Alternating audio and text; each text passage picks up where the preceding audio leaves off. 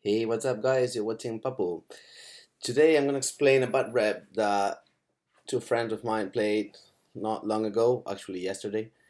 And it's pretty interesting because we are testing a new mission that is not, I think, fully officially, but is a lot of fun. It reminds me a lot of supplies and a different combination of like different missions. And I couldn't find it in English, but don't worry because I'm gonna be translating it. So the first thing is called catch 'em all, and I'll try to make a summary. Okay, basically, this is like the deployment area of player A, and this is the deployment area of player B, and there are four symbiomates.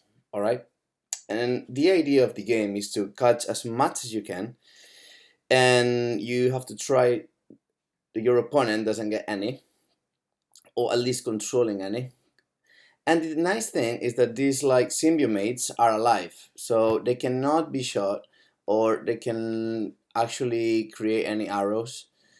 But every turn, if they're not synchronized, oh, sorry, at the end of each round, okay, so it's like player A is player A is playing and then player B is playing. So at the end of this round, if none of these symbiomates, oh, actually any of the symbiomates that is not being synchronized, automatically is dispersed. Okay, and you basically roll a dice like if we were talking about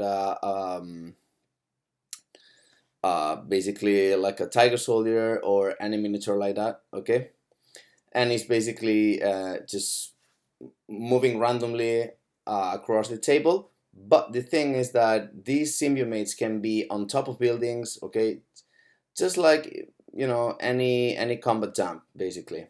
All right, so um you don't need, actually, let me just double check. I don't think you need specialists to catch one of these symbiomates. The only thing you got to do is be in contact with that symbiomate and then roll a willpower dice.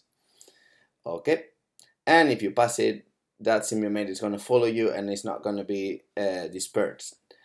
Then well, the deployment area is just pretty normal. Okay, it's like well, 30 centimeters, like usually. I forgot in inches. It's been quite a long. And what else? Let me just check a little bit. Okay. Just in case one of the symbiomates would just move out of the table, instead it would be play. It's gonna be placed at the limit of the table of the battlefield. Let's say. That is the word save evac. I don't know in English. I guess it's pretty much the same. And basically, you just need to be careful because to synchronize a symbiomate, you need to be able to synchronize, which means that not everybody is able to do so. For example, like impetuous orders or frenzy or remotes, all these kind of troops cannot synchronize. Okay, so you just need to be careful who you're synchronizing with, because that is very important. Okay, and basically the main goals of this mission is to synchronize as many symbiomates as you can. Then if you have more symbiomates than your opponent at the end of the game, you get 2 points. You get 1 point for each symbiomate synchronized. Then if you achieve the fact that your opponent has no symbiomates, you get 2 extra points, and you have 2 classifieds for 1 point each. All right. And of course, like if it was like an Anthony or something like that, you cannot deploy any troop right by. I mean, already in contact with the symbiomate, right? Makes sense, right? It's not that different. I mean, the funniest part is that you place the symbiomates on the table, and of course, if you don't synchronize them well, they start moving randomly, and that is a lot of fun because I think, in my opinion, you can be very lucky, and a symbiomate might just be very close. I mean, symbiomate might disperse very close to where your deployment zone is, for example, and then you don't have to spend a lot of orders to synchronize it. or the other way around. You're spending a lot of orders, and maybe you have to stop here and there to shoot to somebody, and then you don't have more orders, and you're expecting, please don't move that far, or just move in my direction. And the symbiote is like, boo, going somewhere else. Well, in this play, in this match, I didn't play because it's actually quite hard. I just realized I might need more practice on that, but I just realized it's pretty hard to be taking pictures and be positioning yourself in the nice angle and all that to take the right picture and play at the same time, because I get very distracted. I get very into the game, and I end up not taking as many pictures as I should. So I just decided that unless I've got any help, okay, well, I'm gonna be just doing bad reps of my friends, because then of course I can be the jury, I can be the referee, and I can be taking pictures. So that's the thing, right? So in a nutshell, it was the Yu Jing generic vanilla army versus the Japanese sectorial army. This is the, if I'm not mistaken, this is the Japanese army. So he's playing a Shinobu with combi rifle, nanopulsar, smoke grenades, Rushi, Oyama, Daiokai, Domaru, and Keiyotsu. Well, hold on. I think, let me just, I think the Oyama, the Daiokai, and the Domaru, if I'm not mistaken, that was a Haris. And then there is this Keiyotsu, Keiyotsu, Keiyotsu, Keiyotsu, and Keiyotsu, which makes a core that was just hiding there. Basically, are easy tier leaders that for 9 or 10 points you get a regular order, so it's very good. Then in the second group, we've got a Saito Togan, Yakong with Bing. Oh, the names are so funny, and a Pangolink. Okay, so we're basically like robots, and this one is the one that has the sensor, the combi rifle, and all that, which is pretty useful, but is not able to synchronize any symbiomates due to the fact that it's a remote. What else? And that's pretty much it. So let's talk about the Chinese sectorial, which are two groups too, and it's basically a Haktao, a Celestial Guard, then a lot of Quan Shis that were not linked because he's playing vanilla, but he's used to play Imperial Service, so I don't know, he was trying this list. Then a Guilang, a Tiger Soldier, Ninja, and a Liberto. And in the other side, we've got a Haidao, Sanshi, a Sanshi, another Sanshi, the Lieutenant, Major Luna, a Shaolin Monk, a Sanshi Jizang, can't remember what was that, and a Yao Zhao, which I guess is one of the Palbots. I call Palbots to all of them. So let's take a look at the table. That was the table. Well, let's see if I can hide that. Yep. So that was the table. Okay, in this line here was the Japanese sectorial deployment area, and in this side it was the, let me just put some color to make it simple. So Japanese was right here approximately, and at the other side, let's use this yellow. Okay, so in the other side it was the well, the Yu Jing basically. What else? Obviously the four symbiomates are placed approximately like one. I think the second one was here. Two. I'm not that sure right now, but more or less. Okay, so 1, 2. I think there was another one right here. 3. And there was another one right there. 4. No, actually, one was actually on top of a building. I remember that pretty clearly. Here, and the other one was placed, damn it, right, more or less here. Okay, more or less. Can't remember exactly where they were, but you can see better in the pictures.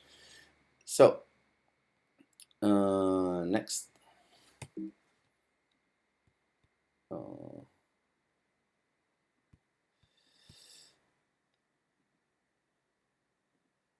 okay, so these were the two classifieds that the Japanese sector army had. So net undermine, which you gotta put like a veteran troop, elite troop, or chain of command, and basically you gotta roll. No, sorry, that's the Chinese. I mean the Yu Jing.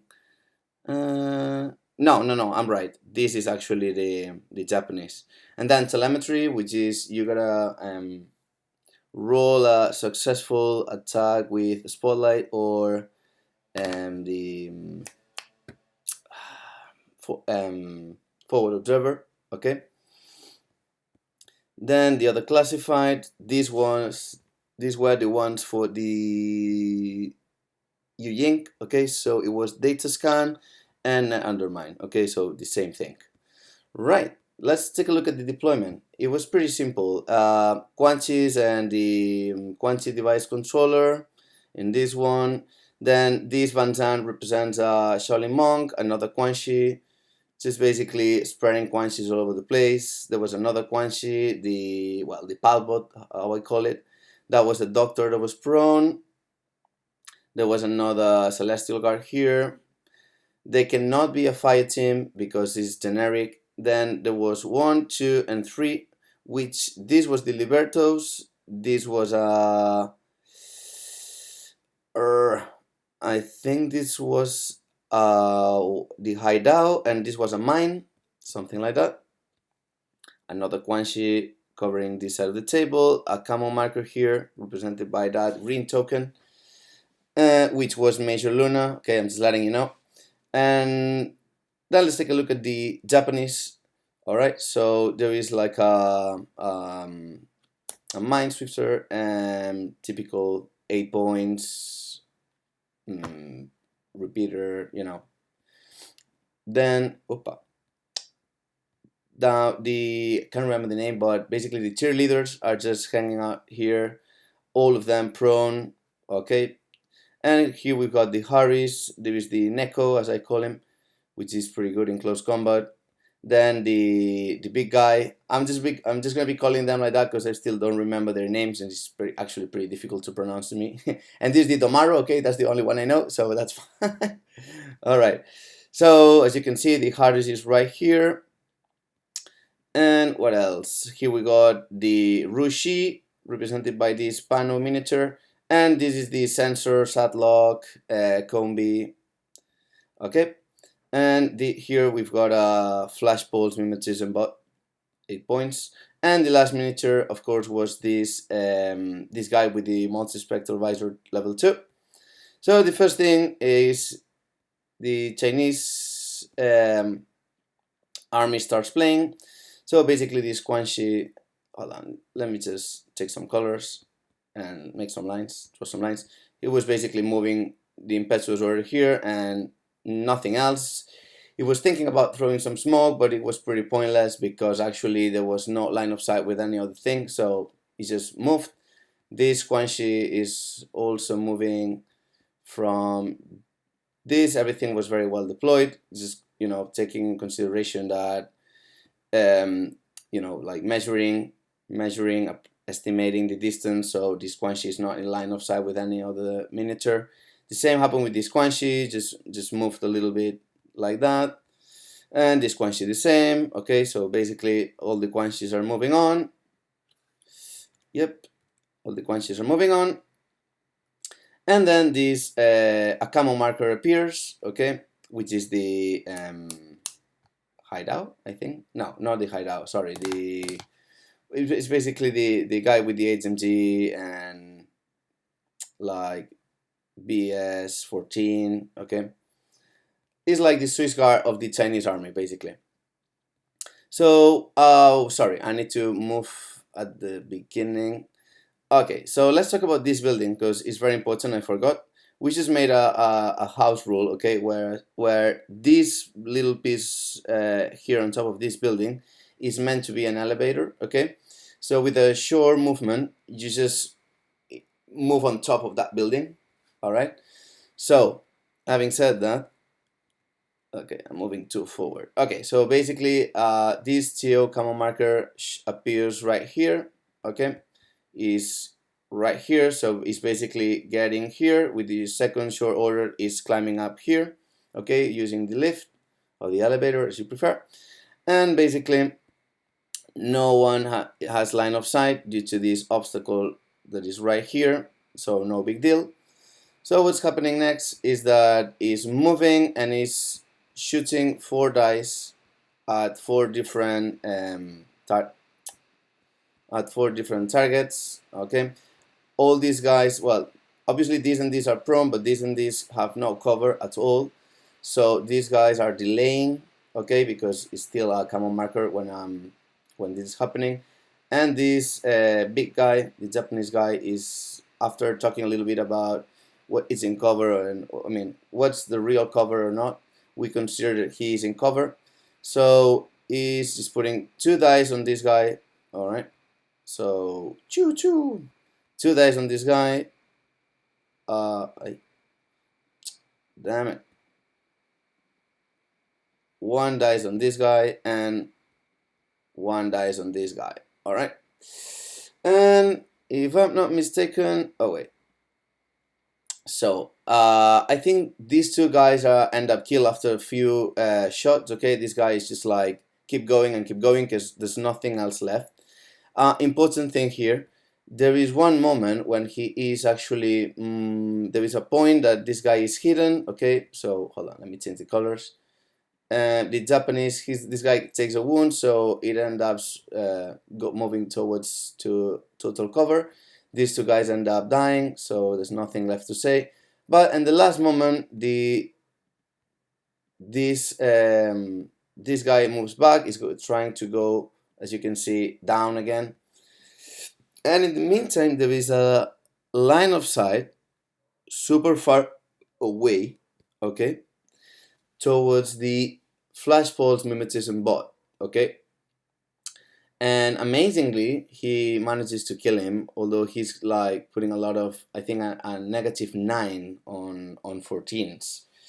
So, the thing is that the left flank of the Japanese army is completely, well, there is a Rushi there, but you'll see what's going on. So, after this guy hangs around here, and that's pretty much it. As you can see, these 2 guys end up dying. And from this side, the tiger soldier appears. As you can see here, no one is able to see him, so he's just moving on and on, just close to this wall, okay, because there is a door open here where the Rushi could just fire at him, but he's walking in this direction, so there is no line of sight. And then he's gonna keep walking just very close to the wall, okay. And finally, he's just here, ready to shoot at the Rushi with this, with the boarding shotgun at +6 with no cover. He has mimetism and he has cover, so the Rushi gets wounded and eliminated. So no big deal. Okay, as you can see right here, and then he just hangs around. He moves and moves through basically. He doesn't kill the Rushi because he's just unconscious, but he has more levels of unconsciousness. So basically, he rolls a dice and he achieves this objective, which is the one that you have to roll and pass a will roll, basically inside half of the your opponent's table, right? Okay, what else? Then this camel right here is moving towards the Japanese army. Okay, so it's moving, and this is the Libertos, but obviously I know because I'm I'm in control of the tokens and everything, so no one can cheat on here. So basically, I thought that his idea would be to just move here and shoot at the depth, the EP, basically. But no, he actually keeps moving like that. So I was a bit like, okay, let's see what's going on. And finally, He climbs here and he shoots at the hacker that was still alive. No one has line of sight, so no big deal. And I think the hacker gets removed quite easily. So there's no hacker, but he spent quite orders just trying to get the hackers back. Anyway, I think this now is the sectorial, the Japanese sectorial army is starting. So this Neko is just moving to kill the Liberto, and if I'm not mistaken, yeah, hold on. If I'm not mistaken, the the Liberto crits on him with the depth, and amazingly, he's wounded once, but he passes the APX armor safe rolls, and so he's alive. Neko has just is wounded once. I have missed something with the Tiger Soldier. I'm gonna use that picture. Okay, so before all this is happening, because this is well still in Chinese, the Chinese turn, the Tiger Soldier is trying to come here, shoot at this robot, but they both crit. So the last order is basically he gets hit in there. That's it. Okay, I just missed that part, but quite irrelevant. So already the Japanese sectoral army starts the game with just a couple of orders left. It's basically his score has been eliminated, and he's got a lot of TO camo markers that are not giving an order. So really and truly, he starts with like 5 or 6 orders. That's it. And basically, once he's trying with the Neko once, he doesn't kill the Liberto, so he starts getting nervous and he starts moving towards the Tiger Soldier because he thinks we were debating that quite a lot. But the thing is that he thought that you cannot leave any troop on your deployment zone, basically, because if you do so, in the next turn, you're gonna lose every single thing. Which I agree, but at the same time, sometimes I think you have to go and do the mission, right? Because that's what the game is about. And yes, killing is part of the game, is important, but at the end of the day, you're not making points in this mission for killing more enemies, but to synchronize more symbiomates, okay? So, he's basically moving towards this with the big guy and is trying to kill the Tiger Soldier. It takes a couple of rounds, but he ends up killing the Tiger Soldier. That picture is a bit blurry. And then Kitsune, or well, the main character, this kind of a super ninja, Japanese ninja or whatever, shows up here, which in my opinion it wasn't bad deployed, but it wasn't the best deployment he could have done. So basically, Kitsune is showing here is trying to shoot at this guy, which is the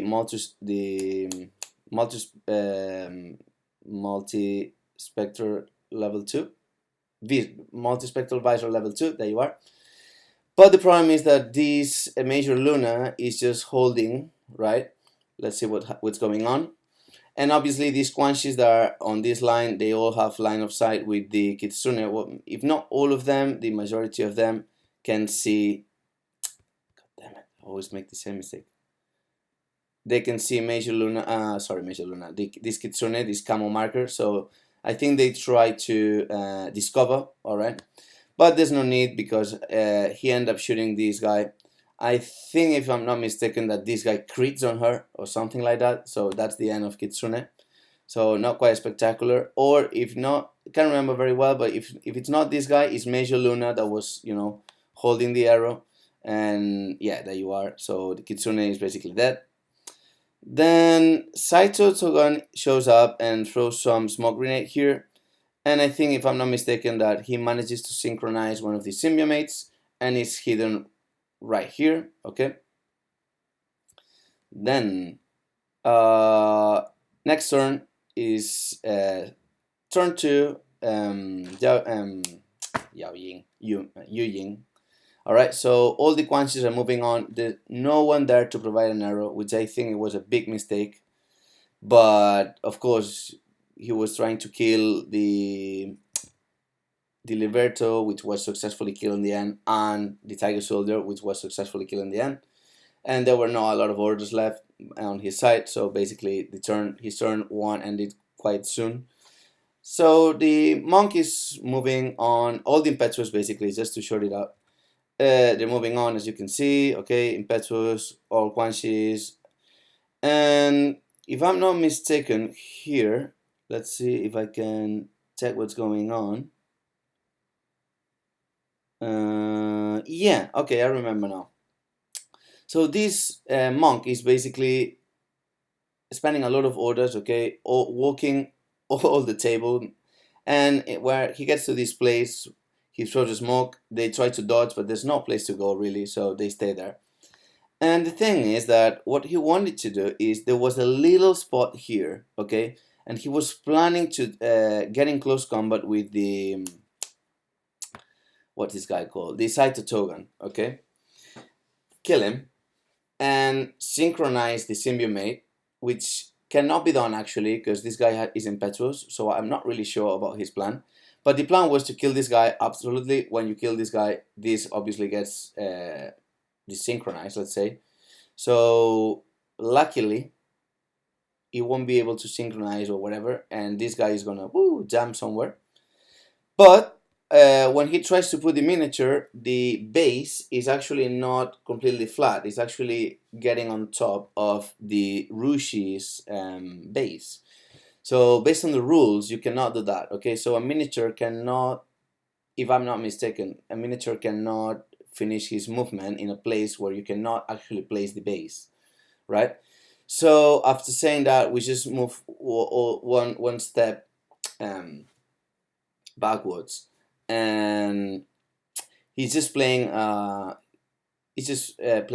intuitive movement, which is to chain rifle these three guys actually with the template by passing a roll power, a whip roll power, yeah, anyway. And so he manages successfully to do so, but amazingly all the guys here dodge, although they have -3 because they don't see where the template is coming from and all that. So, but that's the game. You roll dice and sometimes you're lucky. As you can see, the chain is basically taking getting everybody in the zone, but nothing happens. So basically that's how it ends up. I can see the ninja here, but I don't remember why he's here. Let me see if I can remember. Oh yeah, okay. So the ninja appears and tries to work this mission successfully after 4 or 5 orders, because he's trying to play this program to this guy. So this guy is playing reset because the mission allows you, exactly, the mission allows the enemy troop to reset. So after a couple of attempts, he manages to pass this, so he's got the 2 objectives done. What else? And then these guys are just moving on and with coordinate orders, and they're just trying to synchronize these guys, okay, the Celestial Guard. So we've got this one. Hold on, let me just use some colors now. So there is this guy, which is the ninja thing. Now this is the Celestial Guard, and let me see if there are more. Yeah, okay, this is a coordinate order. Sometimes I need to take these pictures to remember that, oh yeah, it was a coordinate order. Otherwise, I'm like, why is this happening here?